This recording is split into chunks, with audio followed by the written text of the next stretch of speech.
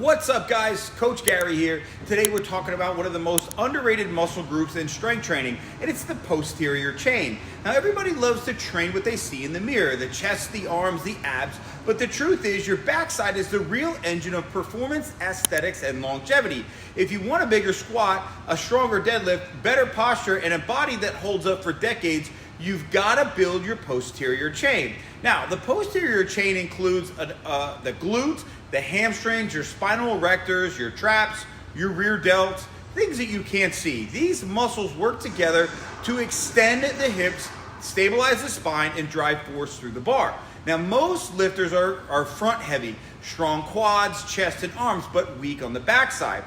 That imbalance is a recipe for plateaus, back pain, and injuries. So let's talk about why it matters. For performance, let's start with this. Strong glutes and hams are the difference between finishing a deadlift or stalling at the knees. In the squat, the posterior chain is what drives you out of the hole with power. On the bench press, most people forget your lats, your traps, and your erectors keep you tight on the setup. A strong back means a tighter bar path and more pressing power. And athletically, hip extension is everything. Sprinting, jumping, cutting, your explosiveness comes from your backside. For longevity and health, this is what we got to talk about. A weak posterior chain means more back pain, poor posture, and shoulder issues. A strong posterior chain keeps your spine protected and your posture locked in. It's also your fall prevention system. As you age, strong glutes and hamstrings keep you balanced and upright, reducing the risk of injuries well beyond the gym. Now, for aesthetics, let's be honest. A big chest looks great, but nothing screams power like a thick back. Now, develop glutes, balance your frame. They make your waist look smaller and give your body a more complete look. Your rear delts and traps add that 3D depth, so you look strong from every angle.